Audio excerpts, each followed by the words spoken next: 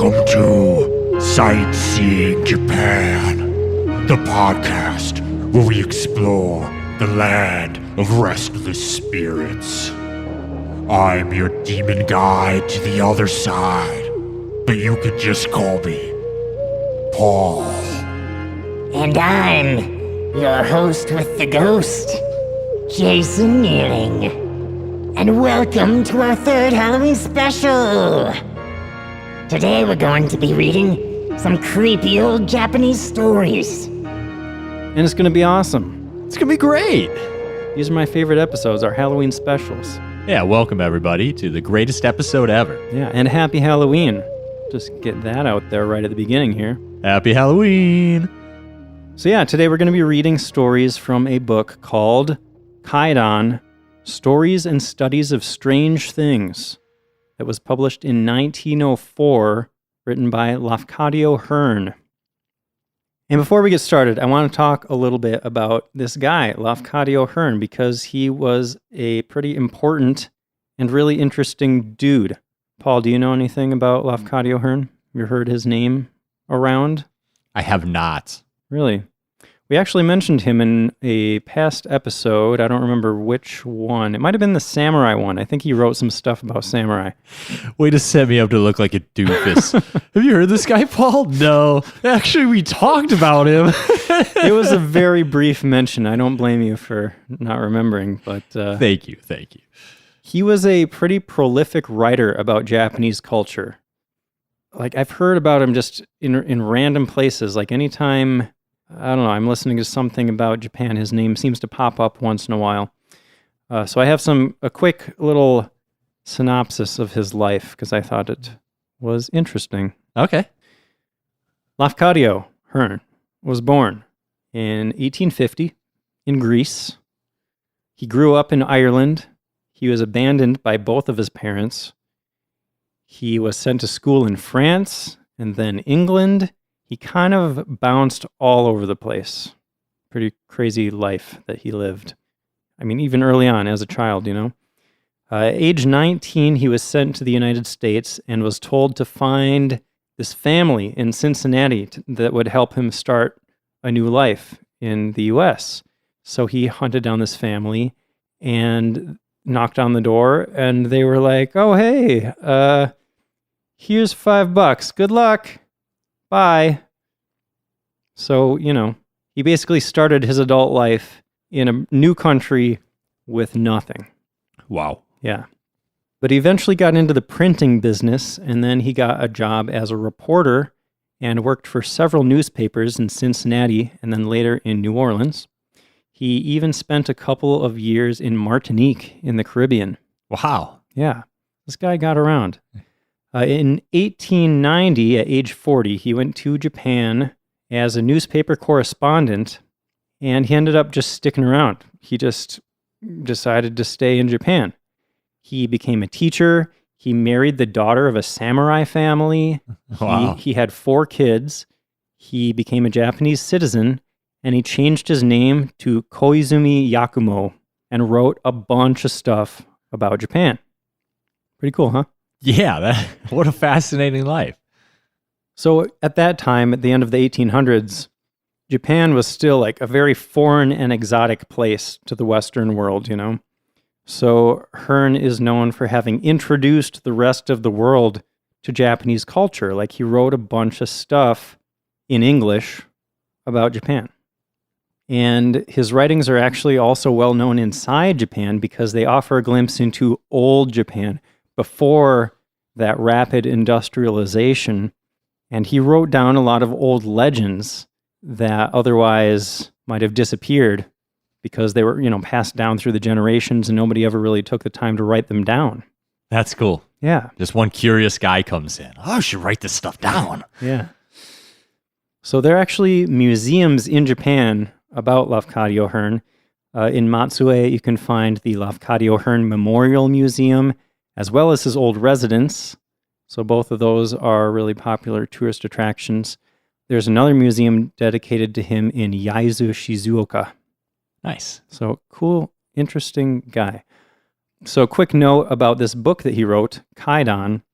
It's actually spelled Kwaidan, so it might look like it's pronounced Kwaidan, but apparently that spelling is based on a pre-modern Japanese pronunciation. So in modern Japanese, the book is pronounced Kaidan. The spelling is just an artifact from a bygone era. So yeah, the book is basically just a collection of creepy stories from old Japan. They're not all necessarily ghost stories.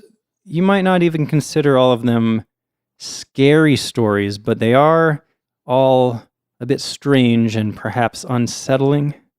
Would you agree with that, Paul? Did you read through like the whole thing or just pick out a few of stories that looked interesting or what? I didn't read the ending of every story. You want to surprise yourself? Yeah. So I found like the ones I was like really into, I kept reading and I read the whole thing. So I'm going to read those, but I'm only vaguely familiar with some of these stories. Cool. Would you call them horror-y stories or... There's a handful that are like pretty spooky, you know, pretty maybe borderline horror-y. Yeah. And there's some that are just like, well, that's some weird stuff. Yeah. Yeah, I tried to pick like the scarier ones, but Yeah, I me mean too. they're all Me fun. too. Anyway. So we'll see how far we get here and Yeah. how long it takes us to read these. Well, shall we get started? Yeah. All right, what's the first one you were most excited to read? Oshidori. Well, why don't you start with that one then? And we'll just alternate. We'll pick every other one. Okay. Thank you for letting me do the honors. Of course. Oh, you know what? Another thing I wanted to mention real quick before we start is, did you notice that there are like little numbers in each story? Yeah. So notations. Yeah. So like there's a page at the end of the book that has notes about like specific cultural references and stuff. So I was thinking like, while you're reading the story, I'll have that page pulled up. And if you come across one of those numbers, tell me and I'll read the little footnote kind of thing. Does that work? Yeah, that sounds cool. Cool. All right, let's get some ambiance going here. Some spooky Halloween-y ambiance. All right, go for it. Oshidori. There was a falconer and hunter named Sonjo who lived in the district called Tamuranogo of the province of Matsu.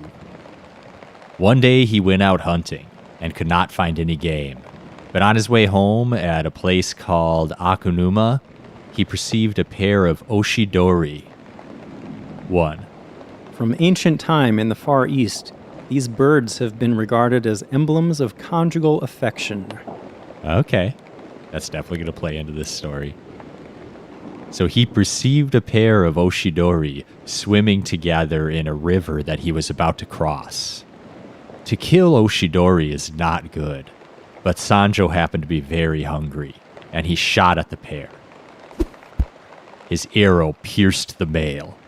The female escaped into the rushes of the further shore and disappeared. Sanjo took the dead bird home and cooked it. That night he dreamed a dreary dream. It seemed to him that a beautiful woman came into his room and stood by his pillow and began to weep. So bitterly did she weep that Sanjo felt as his heart were being torn out while he listened. And the woman cried to him, "Why? Oh, why did you kill him? Of what wrong was he guilty? At Akanuma we were so happy together and you killed him. What harm did he ever do to you? Do you even know what you have done? Oh, do you know what a cruel, what a wicked thing you have done? Me too you have killed, for I will not live without my husband. Only to tell you this I came." Then again she wept aloud, so bitterly that the voice of her crying pierced into the marrow of the listener's bones, and she sobbed out the words of this poem. Hi kureba sasoeshi mono wo Akanuma no Makomo no kure no Hitori ne zo uki. That translates as, at the coming of twilight, I invited him to return with me. Now to sleep alone in the shadow of the rushes of Akanuma. Ah, what misery unspeakable. 2. There is a pathetic double meaning in the third verse, for the syllables composing the proper name Akanuma, red marsh, may also be read as Akanuma, signifying the time of our inseparable or delightful relation. So the poem can also be thus rendered, when the day began to fail, I had invited him to accompany me. Now, after the time of that happy relation, what misery for the one who must slumber alone in the shadow of the rushes. The makomo is a short of large rush used for making baskets. Wow, okay. Yeah. Very informative. Yeah. The double meaning, the sly nature of these stories. After having uttered these verses, she exclaimed, Ah, you do not know, you cannot know what you have done. But tomorrow, when you go to Akanuma, you will see. So saying and weeping very piteously, she went away. When Sanjo awoke in the morning, this dream remained so vivid in his mind that he was greatly troubled. He remembered the words, but tomorrow when you go to Akanuma, you will see. And he resolved to go there at once, that he might learn whether this dream was anything more than a dream. Ooh. So he went to Akanuma, and there, when he came to the riverbank, he saw the female Oshidori swimming alone. In the same moment, the bird perceives Sanjo, but instead of trying to escape, she swam straight towards him, looking at him the while in a strange fixed way.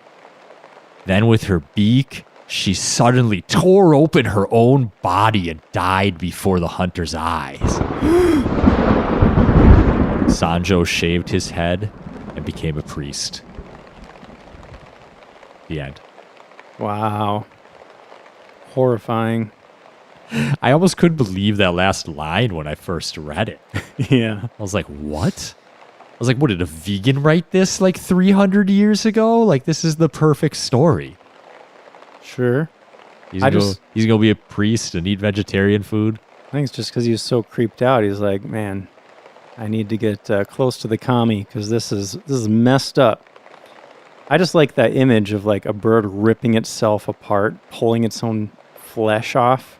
Yeah, it's mad-eyeing you, like swimming straight at you, and then all of a sudden it just tears its stomach open, like, and dies. Oh my god. Yeah, it's a good one. Yeah, I enjoyed that one. And I guess I took a different moral to the story out of that one than you did.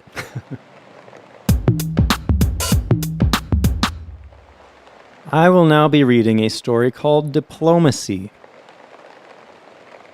It had been ordered that the execution should take place in the garden of the yashiki. Number 1. The spacious house and grounds of a wealthy person is thus called.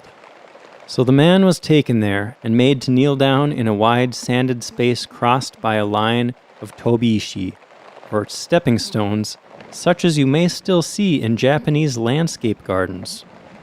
His arms were bound behind him. Retainers brought water in buckets and rice bags filled with pebbles, and they packed the rice bags round the kneeling man, so wedging him in that he could not move. The master came and observed the arrangements. He found them satisfactory and made no remarks.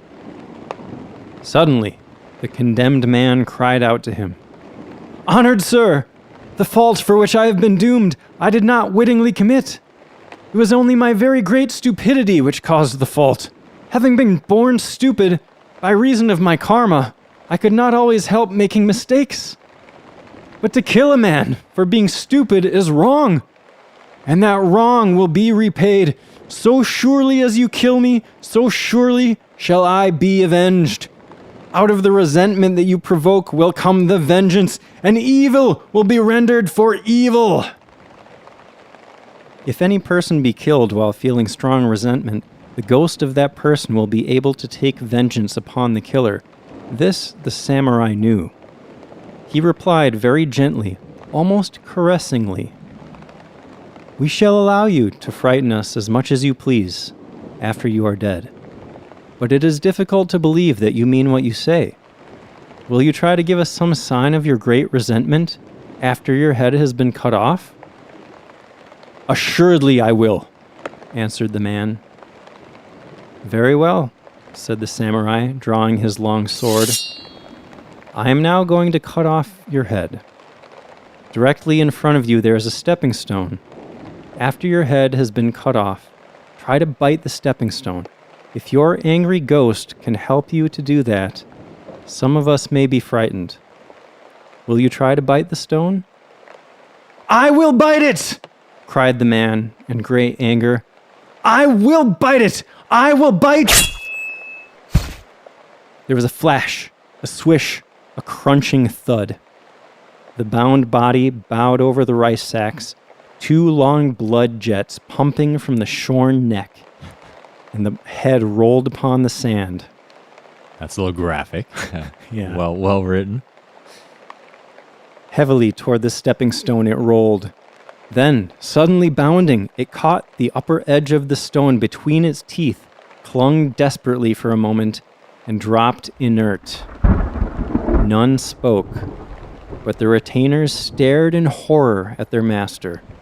He seemed to be quite unconcerned. He merely held out his sword to the nearest attendant, who, with a wooden dipper, poured water over the blade from haft to point, and then carefully wiped the steel several times with sheets of soft paper, and thus ended the ceremonial part of the incident. For months thereafter, the retainers and the domestics lived in ceaseless fear of ghostly visitation. None of them doubted that the promised vengeance would come, and their constant terror caused them to hear and to see much that did not exist. They became afraid of the sound of the wind in the bamboos, afraid even of the stirring of shadows in the garden. At last, after taking counsel together, they decided to petition their master to have a sagaki service performed on behalf of the vengeful spirit. Number 2. A Buddhist service for the dead. "Quite unnecessary," the samurai said when his chief retainer had uttered the general wish. "I understand that the desire of a dying man for revenge may be a cause for fear, but in this case, there is nothing to fear." The retainer looked at his master beseechingly, but hesitated to ask the reason of the alarming confidence. "Oh, the reason is simple enough," declared the samurai, divining the unspoken doubt.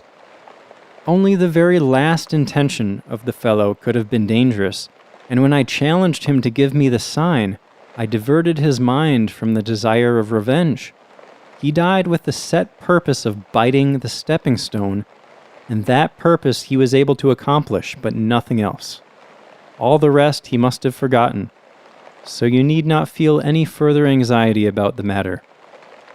And indeed, the dead man gave no more trouble. Nothing at all happened. So that's how it works, I guess. Mm-hmm. He accomplished his last goal. All is well. Yep, you can only have one piece of unfinished business, apparently. And he accomplished his when he bit that stone.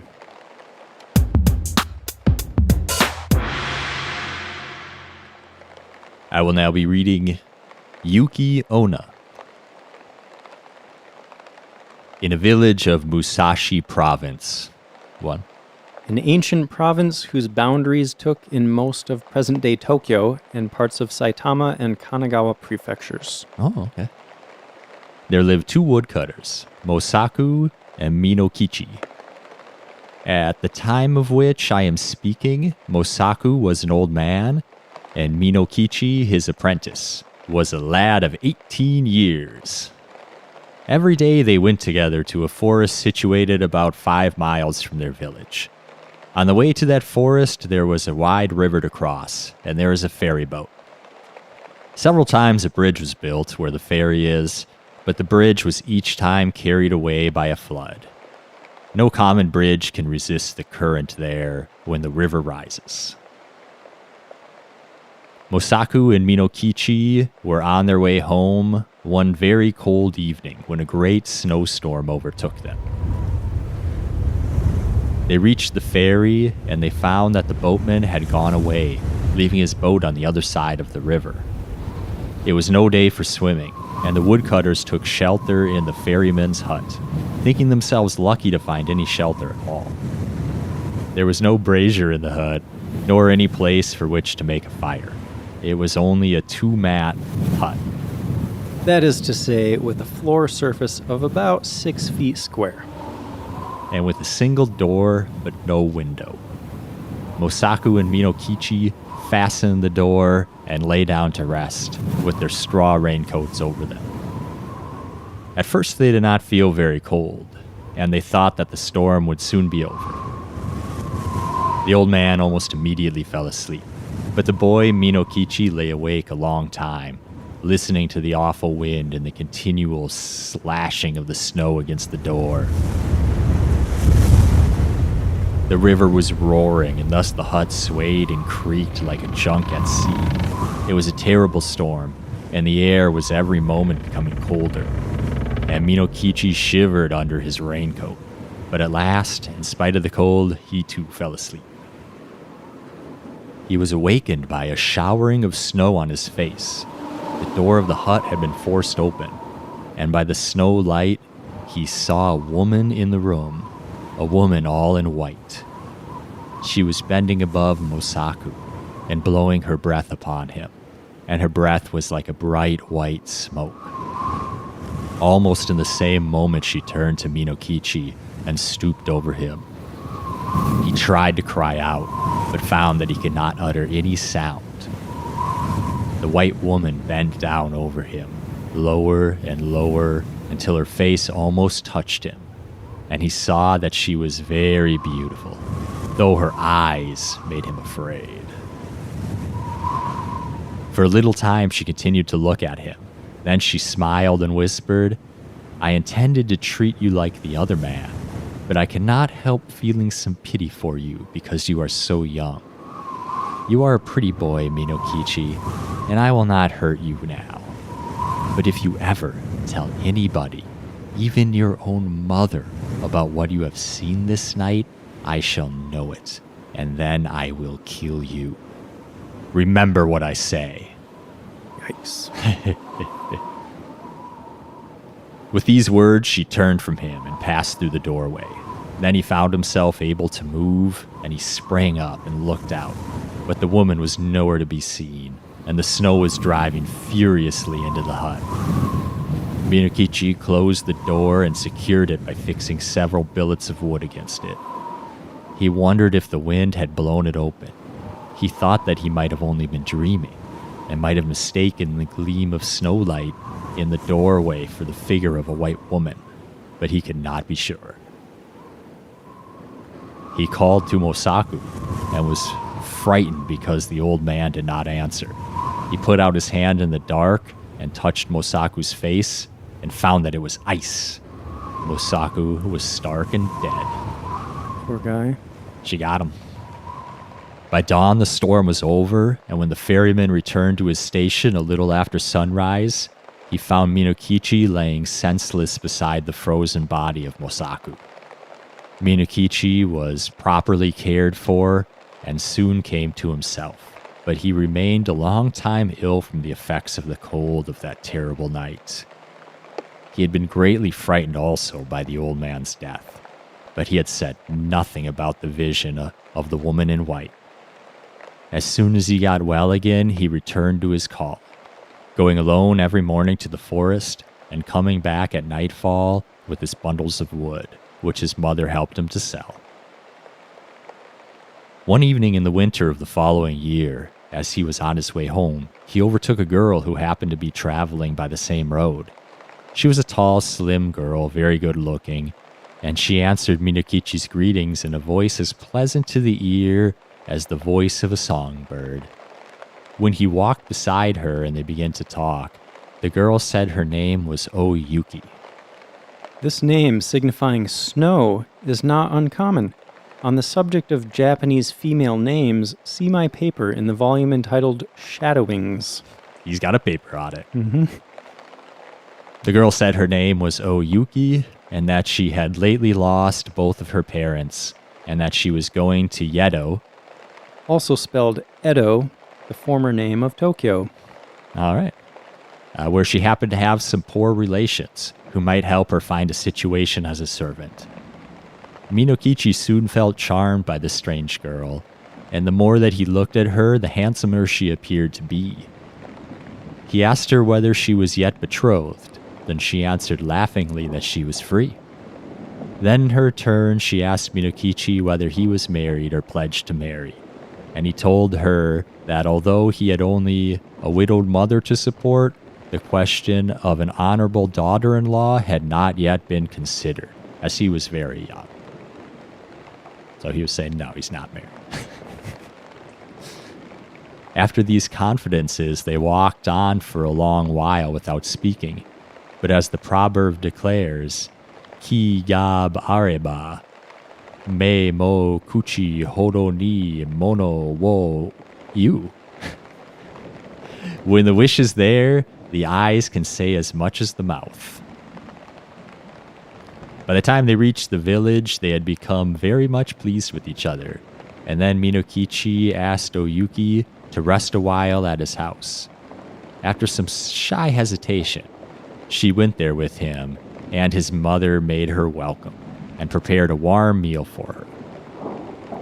Oyuki behaved so nicely that Minokichi's mother took a sudden fancy to her and persuaded her to delay her journey to Yedo. And the natural end of the matter was that Yuki never went to Yedo at all. She remained in the house as an honorable daughter-in-law. Oyuki proved a very good daughter-in-law. When Minokichi's mother came to die some 5 years later, her last words were words of affection and praise for the wife of her son. And Oyuki bore Minokichi 10 children, boys and girls, handsome children, all of them, and very fair of skin. The country folk thought Oyuki a wonderful person, by nature different from themselves. Most of the peasant women age early, but Oyuki, even after having become the mother of 10 children, looked as young and fresh as on the day when she first came to the village.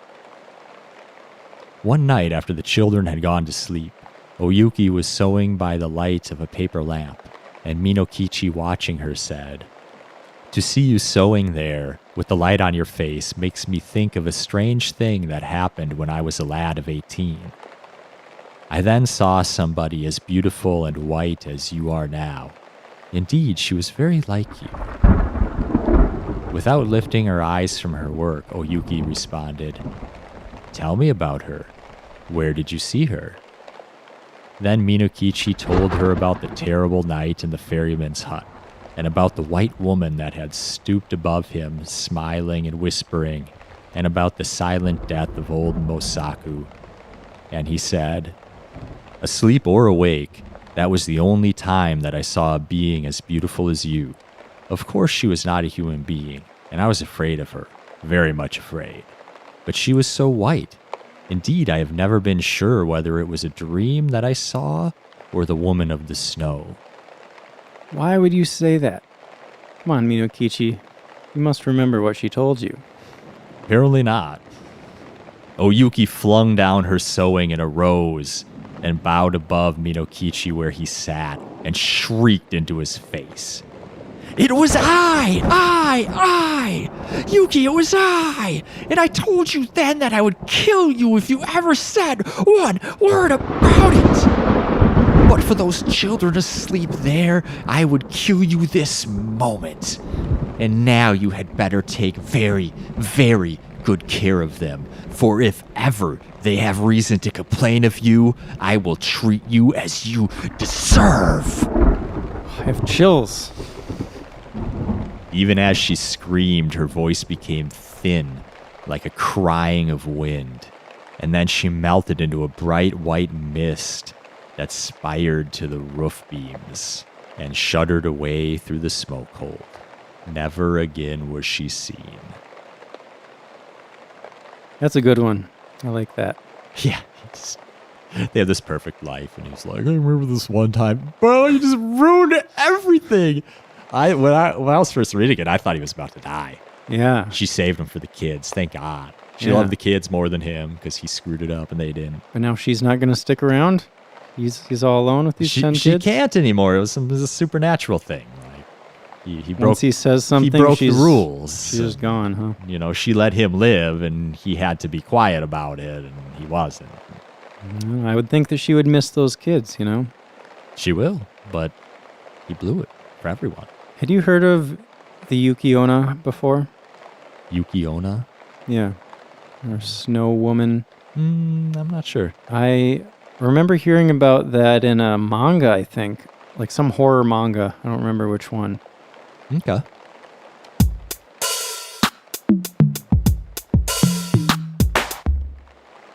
You got another story for us, Jason? You know I do. I'm going to be reading The Story of Otei. Let's hear it. A long time ago, in the town of Niigata, in the province of Echizen, there lived a man called Nagao Chosei. Nagao was the son of a physician and was educated for his father's profession. At an early age, he had been betrothed to a girl called Otei, the daughter of one of his father's friends, and both families had agreed that the wedding should take place as soon as Nagao had finished his studies. But the health of Otei proved to be weak, and in her 15th year she was attacked by a fatal consumption. When she became aware that she must die, she sent for Nagao to bid him farewell. As he knelt at her bedside, she said to him, Nagao-sama. Number 1, Paul. Sama is a polite suffix attached to a person's name. Thank you, Paul. Nagao-sama, my betrothed. We were promised to each other from the time of our childhood, and we were to have been married at the end of this year. But now I am going to die. The gods know what is best for us. If I were able to live for some years longer, I could only continue to be a cause of trouble and grief for others. With this frail body, I could not be a good wife, and therefore, even to wish to live for your sake would be a very selfish wish. I am quite resigned to die, and I want you to promise that you will not grieve.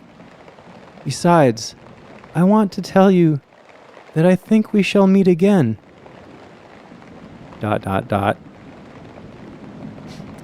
Indeed, we shall meet again, Nagao answered earnestly, and in that pure land there will be no pain of separation. There's a number 2 on pure land. A Buddhist term commonly used to signify a kind of heaven. Okay. Nay, nay, she responded softly. I meant not the pure land.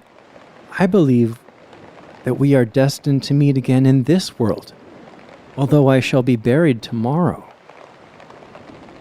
Nagao looked at her wonderingly and saw her smile at his wonder. She continued in her gentle, dreamy voice. Yes, I mean in this world, in your own present life, Nagao-sama. Providing indeed that you wish it. Only, for this thing to happen, I must again be born a girl and grow up to womanhood. So you would have to wait 15, 16 years. That is a long time, but my promised husband, you are now only 19 years old. Eager to soothe her dying moments, he answered tenderly, To wait for you, my betrothed, were no less a joy than a duty. We are pledged to each other for the time of 7 existences. But you doubt? She questioned, watching his face. My dear one, he answered, I doubt whether I should be able to know you in another body, under another name, unless you can tell me of a sign or token. That I cannot do, she said. Only the gods and the Buddhas know how and where we shall meet. But I am sure, very, very sure, that if you be not unwilling to receive me, I shall be able to come back to you. Remember these words of mine. She ceased to speak, and her eyes closed. She was dead. Tragedy. Nagao had been sincerely attached to Otei, and his grief was deep. He had a mortuary tablet made inscribed with her zokumyo. The Buddhist term zokumyo, profane name, signifies the personal name born during life. In contradistinction to the kaimyo, sila name, or homyo, law name, given after death. Religious posthumous appellations inscribed upon the tomb and upon the mortuary tablet in the parish temple. For some account of these, see my paper entitled The Literature of the Dead in Exotics and Retrospectives. I don't really know what the heck I just said. I do know there's something in Buddhism about you get a name after you die. Right. We talked about that in the funerals and But I'm more stuff. confused about it after reading this footnote than I was before. Yeah. Well, apparently people have different names, depending on when they're alive and they're dead, and, Was he calling her a different name then or something? Just said he had a tablet made inscribed with her zokumyo. Oh, okay. And he placed the tablet in his butsudan. Buddhist household shrine. That's right. And every day he set offerings before it. He thought a great deal about the strange things that Otei had said to him just before her death, and in the hope of pleasing her spirit, he wrote a solemn promise to wed her if she could ever return to him in another body. This written promise he sealed with his seal and placed in the butsudan beside the mortuary tablet of Otei. Nevertheless, as Nagao was an only son, it was necessary that he should marry. He soon found himself obliged to yield to the wishes of his family and to accept a wife of his father's choosing. After his marriage, he continued to set offerings before the tablet of Otei, and he never failed to remember her with affection. But by degrees her image became dim in his memory, like a dream that is hard to recall, and the years went by. During those years, many misfortunes came upon him.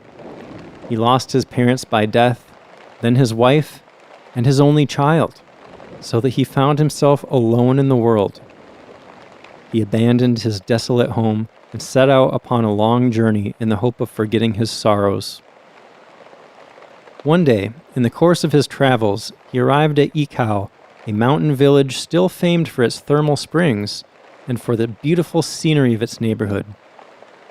In the village inn at which he stopped, a young girl came to wait upon him, and at the first sight of her face, he felt his heart leap as it had never leapt before. So strangely did she resemble Otei that he pinched himself to make sure he was not dreaming. As she went and came, bringing fire and wood or arranging the chamber of the guest, her every attitude and motion revived in him some gracious memory of the girl to whom he had been pledged in his youth. He spoke to her, and she responded in a soft, clear voice, of which the sweetness saddened him with the sadness of other days. Then, in great wonder, he questioned her, saying, "Elder sister," number 3. Direct translation of a Japanese form of address used towards young unmarried women. Yeah, I think in Japanese that would be "one-san," because in Japan you can call strangers like familial names like that. There are a bunch of cultures that do that, maybe specifically in Asia. Yeah. I've seen that in Korea too, where they call everyone like Ajuma or whatever. Yeah. So, "one-san, so much do you look like a person whom I knew long ago that I was startled when you first entered this room. Pardon me, therefore, for asking what is your native place and what is your name?" Immediately, and in the unforgotten voice of the dead, she thus made answer. "My name is Otei, and you are Nagao Chosei of Echigo, my promised husband. 17 years ago I died in Niigata. Then you made in writing a promise to marry me if ever I could come back to this world in the body of a woman, and you sealed that written promise with your seal and put it in the butsudan beside the tablet inscribed with my name, and therefore I came back." As she uttered these last words, she fell unconscious. Nagao married her, and the marriage was a happy one. But at no time afterwards could she remember what she had told him in answer to his question at Ikao. Neither could she remember anything of her previous existence. The recollection of the former birth, mysteriously kindled in the moment of that meeting, had again become obscured, and so thereafter remained. Okay, interesting. Isn't that a cool story? Yeah. I like that one. Like, everyone he loved had to die so he could have true love at the end. Mm-hmm. Interesting. Yeah, a little horror with a happy ending. Yeah, you could say that.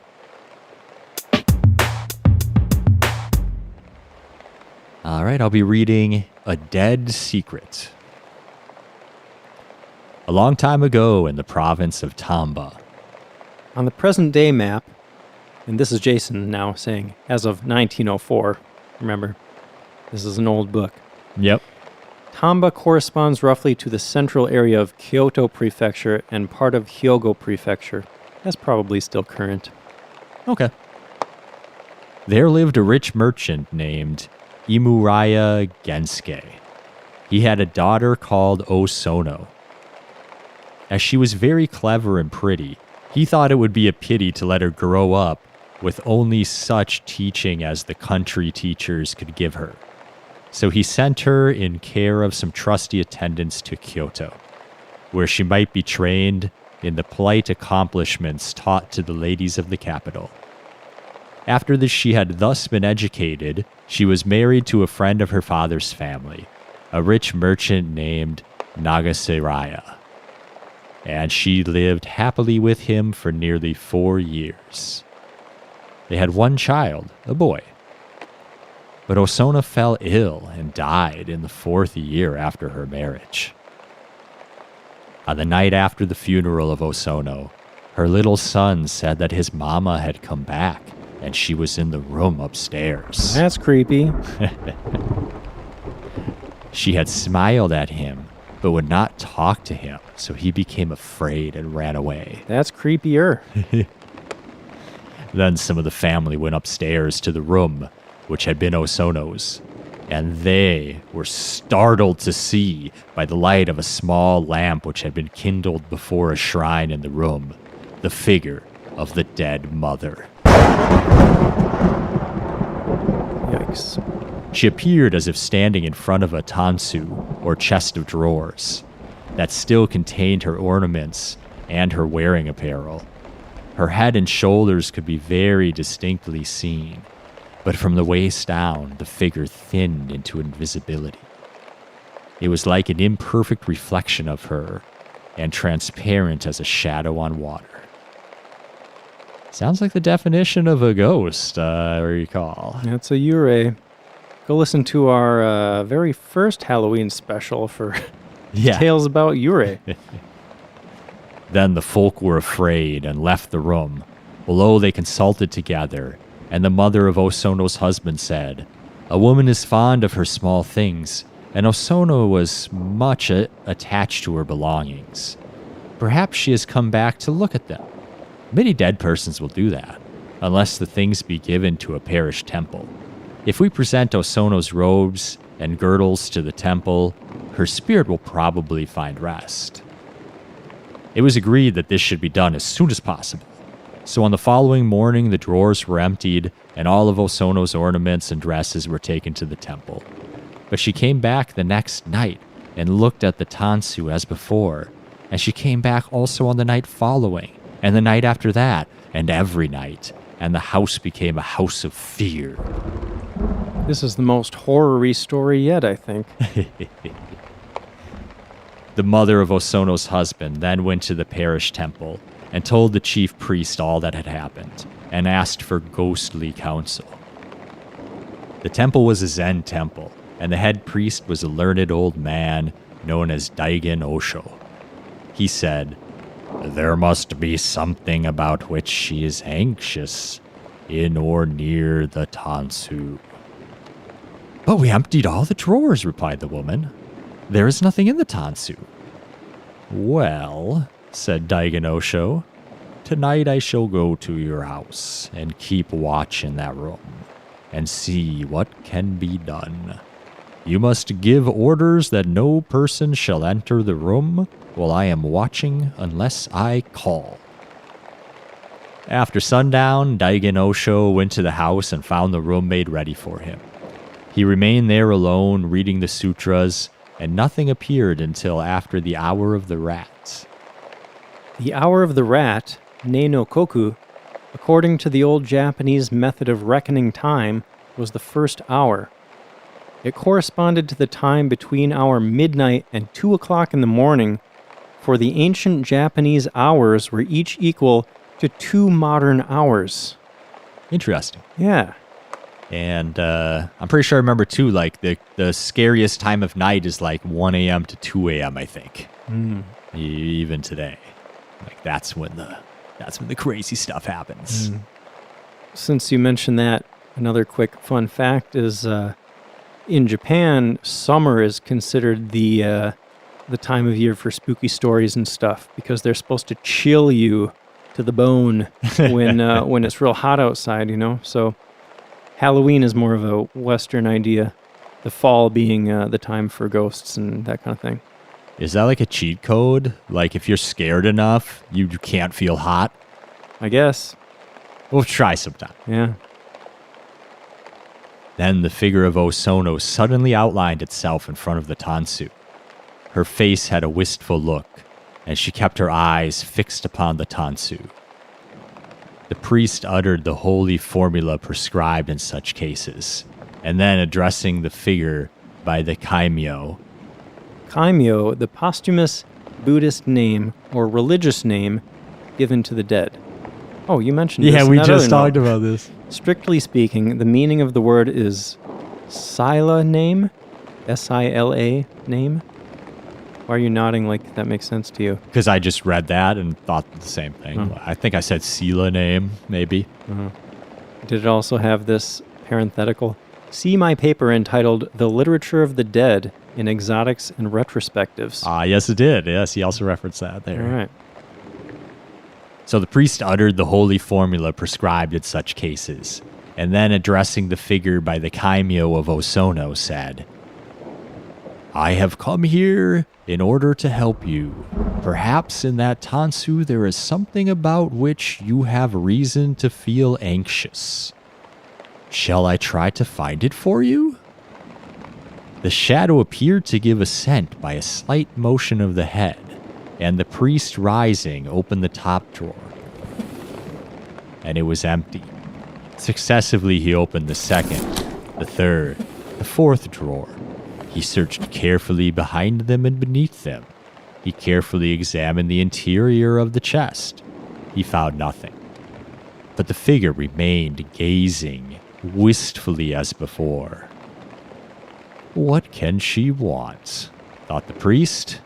Suddenly it occurred to him that there might be something hidden under the paper with which the drawers were lined. He removed the lining of the first drawer. Nothing.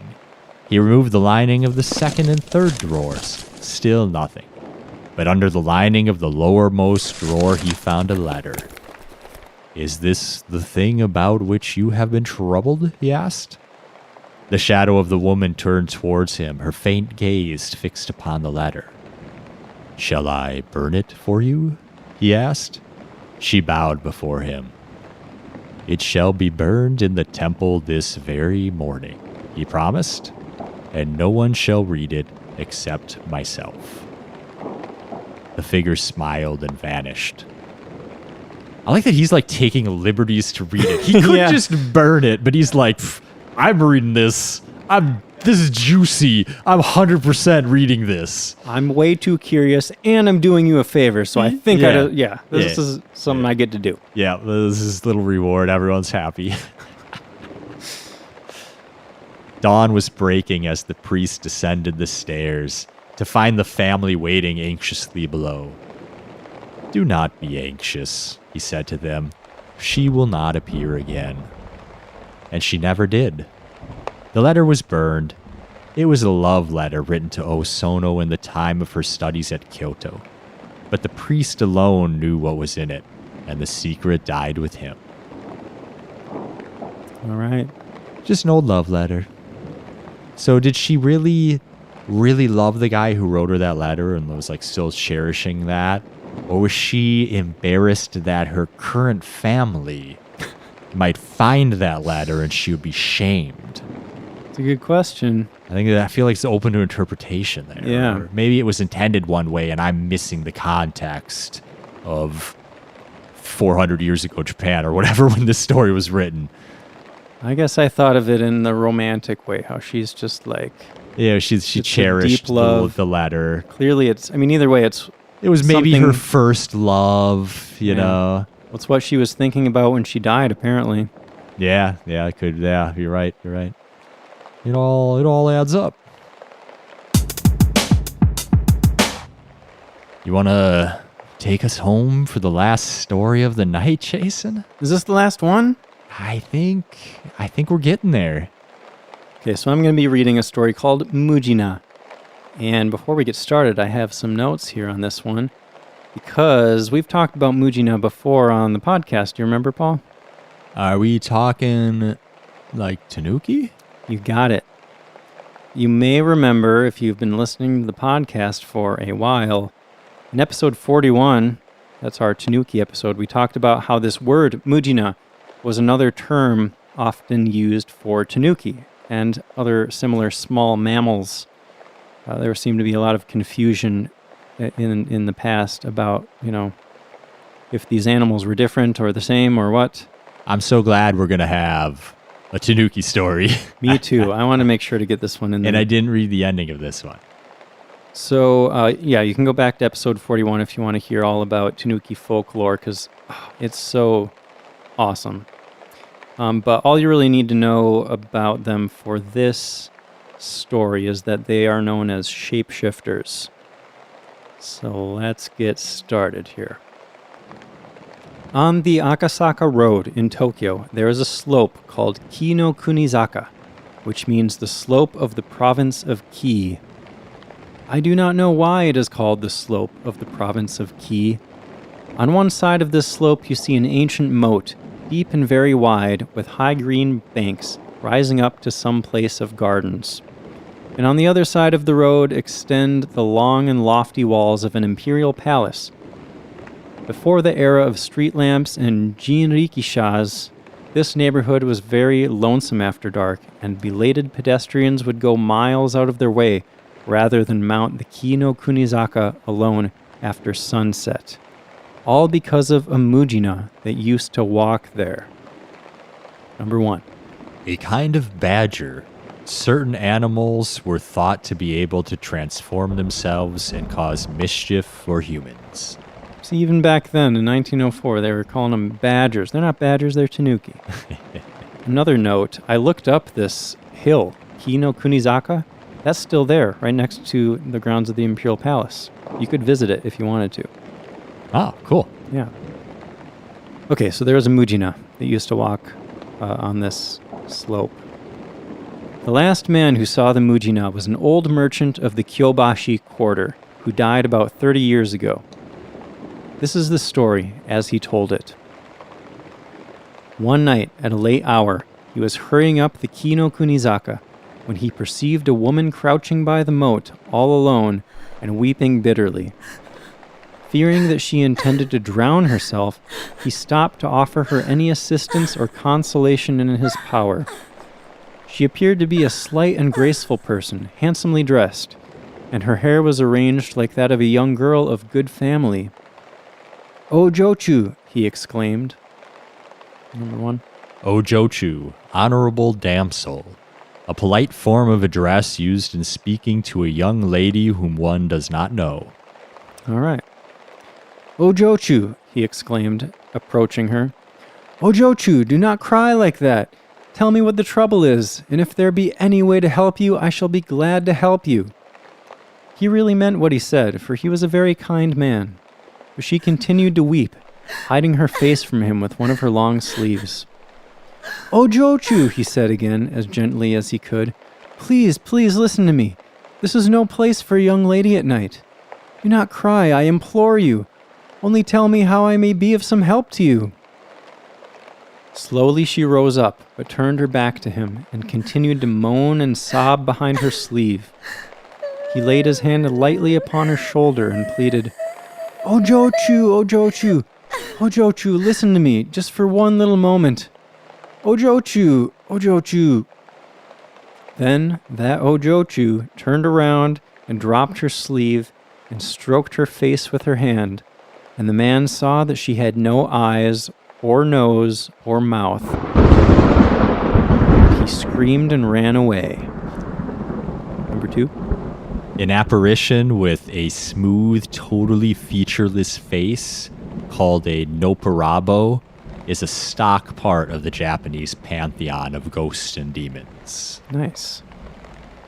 Up Kino Kunizaka he ran, and all was black and empty before him.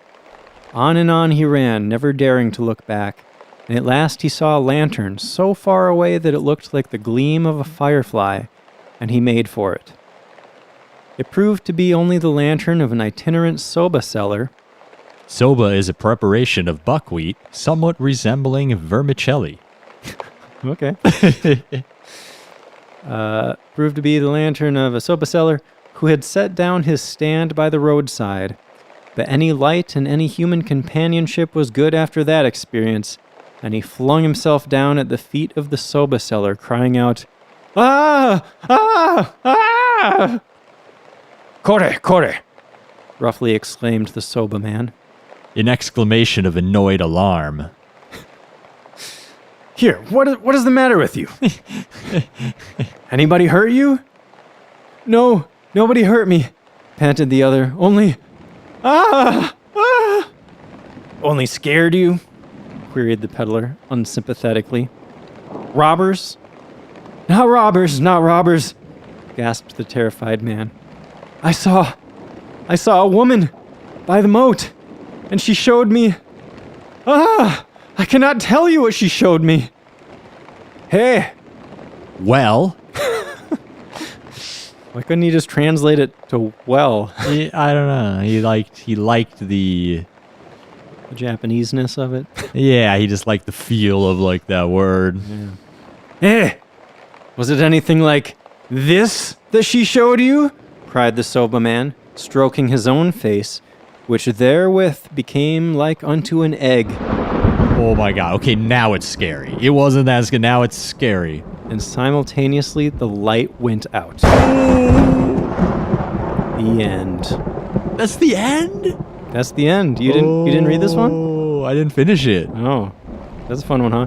It's shorter than I remembered. I thought it was a longer one. Wow. But yeah. Wow. So here's a fun thing about that story too. After we did that Tanuki episode, I finally watched Pompoko, that Studio Ghibli movie about a bunch of Tanuki. Yeah? And there's a scene that is basically this exact story. Okay. They got it straight from legend. Yeah. There's this guy that like tries to help a woman crying on the side of the road. And she even does that thing where she wipes her hand across her face and all her features just disappear. And then the dude runs to like another guy that, I don't know, works with him or something and tells him what happened. And that guy is like, "Did she look like this?" And he wipes his hand and his face disappears. So then the guy goes screaming and runs into like a kombini. And everyone in the place turns and looks at him and none of them have faces. Oh, man. Yeah. That's so scary. It was scary. I don't know why the thought of a faceless being is so terrifying, but it is. Like, Yeah. that's so disturbing. Well, it's like you thought this was a person just like you. Like, oh, this person is safety for me because I'm scared. And this is another person that I can share my horror with. And then, oh, crap, this is like the demon. Yeah, it's not even like just an animal or something. It's like, what has no face? It has no nose. It has no mouth. It has no senses. This is a monster. Mm-hmm.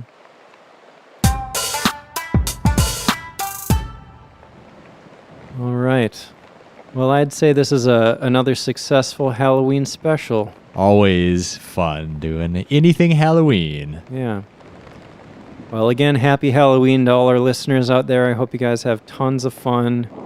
And if you want to check out our Instagram, we're at SJP Podcast. I'll be posting some Halloween-themed pictures there, I think. Do it. I'll post some of our pictures from Shibuya on Halloween. The big, I don't know, what do you even call that? It's a big outdoor party in Shibuya, and it's awesome. And we had a lot of fun there, right, Paul? Absolutely. What else do I say here? Let's see. How do people contact us? You can do that at our website, sightseeingjapanpodcast.com. You could also send an email to us. The address is feedback@sightseeingjapanpodcast.com. Paul, what are we doing next time? The next episode is all about Tokyo. We're finally tackling the big dog itself. All right. Its own dedicated episode. There'll be a whole lot to talk about. Yeah. All those different neighborhoods. We'll do our best to cram as much good stuff in there as we can. Yeah, it'll be a good primer for anybody planning on going to Tokyo for the first time. And maybe, even if you've been there, maybe you'll hear about some stuff that you didn't know about. Yeah, maybe help you reprioritize which places you want to try to see. Yeah. Well, thanks for listening. Happy Halloween. Happy Halloween! See you next time.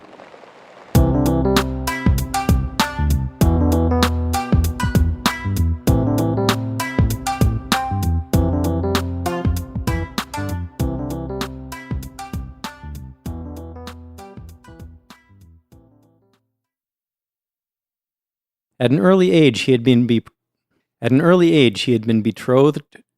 Betrothed. That is a hard word. At an early age, he had been betrothed. At an early age. Let's just both take like 10 takes on betrothed real quick and see if we can get a good betrothed. I was good. I got to the D, but then there's a T in the next word. Right? It's like betrothed to. This is going into the after episode.